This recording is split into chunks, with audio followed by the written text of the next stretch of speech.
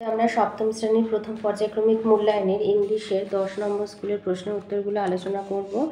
সিনের দাগেরটা দিয়েছে the book of nature থেকে। বলছে every little stone that you see lying in the road or on the mountain side may be a little page in nature's book.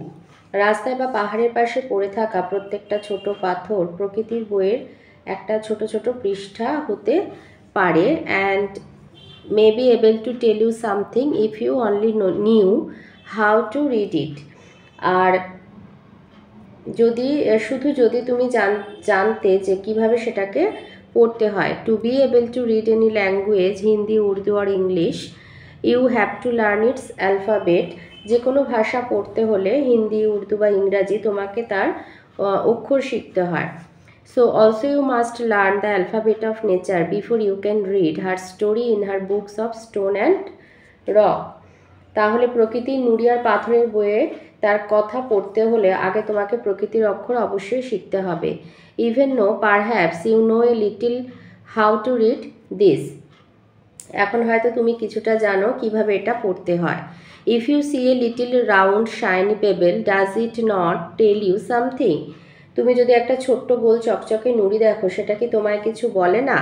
How did it get round and smooth and shiny without any corners or rough edges. যে কিভাবে সেটা গোল আর মসৃণ আর চকচকে হলো কোনো কোনা বা রুক্ষ ধার ছাড়াই। If you break a big rock into small bits, each bit is rough and has corners and rough edges. তুমি যদি কোনো একটা বড় পাথরকে ছোট ছোট টুকরোয় ভাঙো, প্রত্যেকটা টুকরো রুক্ষ হয় আর সেটার কোনা এবং খড়খড়ে মানে ধার থাকে, অমসৃণ ধার থাকে। It is not at all like a round smooth pebble. ওই গোল মসৃণ নুড়ির মতো আদৌ হয় না। How then did the pebble become so round and smooth and shiny. তাহলে ওই নুড়িটা কিভাবে অত গোল মসৃণ আর চকচকে হলো? It will tell you its story if you have good eyes to see and ears to hear it. যদি তোমার ভালো চোখ আর কান থাকে সেটা দেখার আর শোনার মতো, তাহলে ওই নুড়িটাই তোমাকে বলে দেবে তার গল্প। ইট টেলস ইউ, এটা তোমাকে বলবে দ্যাট যে ওয়ান্স আপন এ টাইম, কোনো এক সময়, ইট মে বি এ লং এগো, বহুকাল আগে, it was a bit of a rock, এটা একটা পাথরেরই টুকরো ছিল। Just like the bit you may break from a big rock or stone with plenty of edges and corner. তুমি এই বড় পাথরের টুকরো যেটা ভেঙেছো, সেই টুকরোটা যেরকম অসংখ্য ধার এবং অমসৃণ কোণা রয়েছে। Probably it rested on some mountain side, কোনো পর্বতের পাশেটা পড়েছিল। Then came the rain and washed it down to the little valley, তারপর বৃষ্টি এলো এবং সেটাকে ধুয়ে নিয়ে গেল নিচের ছোট উপত্যকায়। Where it found a mountain stream, যেখানে সে তার দেখা হলো একটা পাহাড়ি নদীর সাথে। Which pushed it on and on till it reach a little river, সেই ছোট্ট নদীর জলের ধারায় গড়াতে গড়াতে সে বয়ে চললো যতক্ষণ না পড়লো একটা ছোট নদীতে। And the little river took it to the big river, সেই ছোট নদীটা তাকে বয়ে নিয়ে গেল বড় নদীতে। অ্যান্ড অল দ্য হোয়াইল, এই সব মানে জায়গা, এখান থেকে ওখান, ওখান থেকে এখানে যাওয়ার সময়, it rolled at the bottom of the river, নদীর তলায় এটা ঘুরছিল। And its edges were worn away, মানে ঘষা লেগে তার ধারগুলো খসে মানে মসৃণ হয়ে গেছে। And its rough surface made smooth and shiny, আর অমসৃণ তলটা মসৃণ এবং চকচকে হয়ে উঠেছে। So it become the pebble that you see, এখন এই নুড়ি যেটা তুমি দেখতে পাচ্ছ।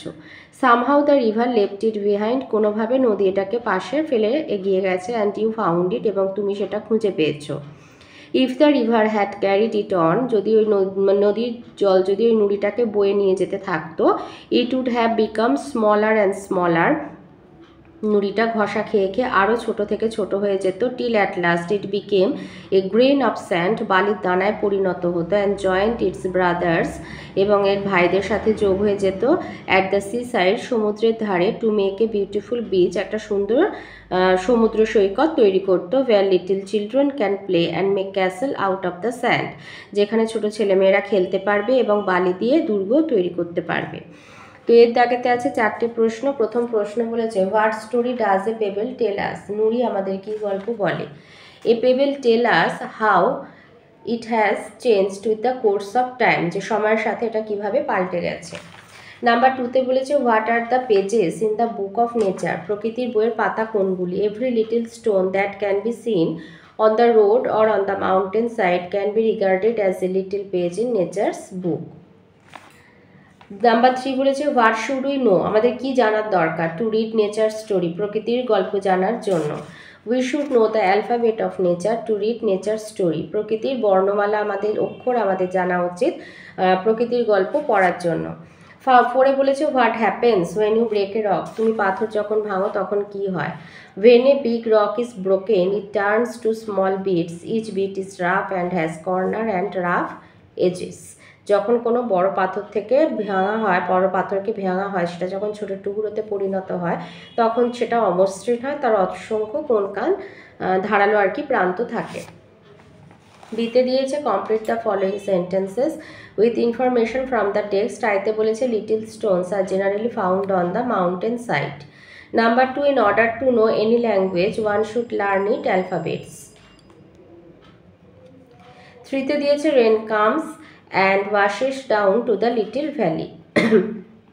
সিতে আছে ট্রু ফলস এর সাপোর্টিং স্টেটমেন্ট। আইতে দিয়েছে দ্য পেজেস ইন নেচার্স বুক, প্রকৃতির বইয়ের পাতার মেড অফ পেপার, বলছে কাগজের তৈরি, এটা ফলস দেবে। আর এই সেন্টেন্সটা লিখবে এই যে every little stone that you see lying in the road or on the mountain side may be a little page in nature's book, এটা সাপোর্টিং স্টেটমেন্ট দেবে।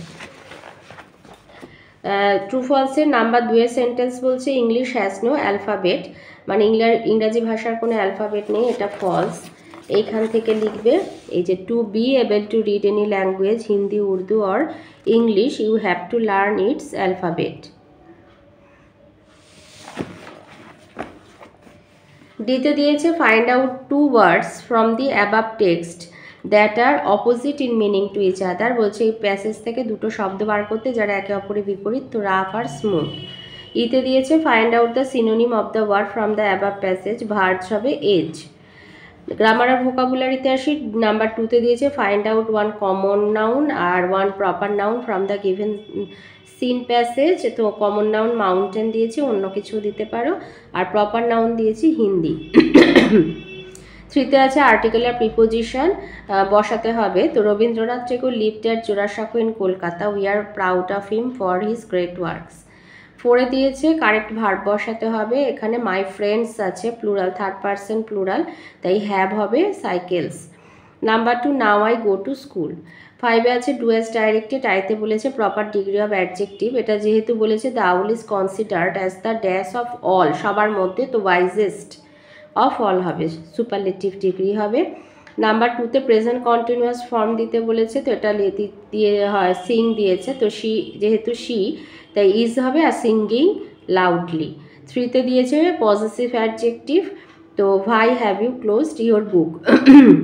6-এ আছে মেক সেন্টেন্স, এটা fossil, scientist study fossils to learn more about the evolution of life on our planet.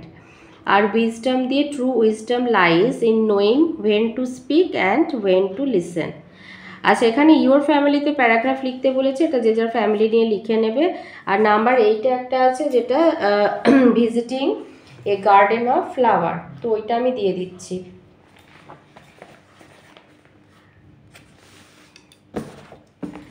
My friend Srija's father has created a small piece of heaven at their own house. পাশে বাংলা মানেটাও লেখা আছে। When I saw it at first, the land looked like a painted picture.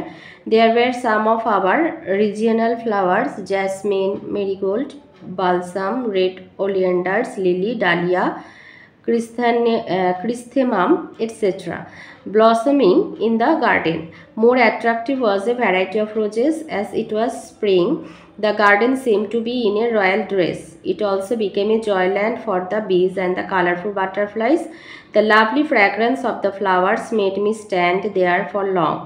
This garden soothed my eyes and mind. I still wonder how he could create such beauty. Perhaps his mind is as beautiful as his garden.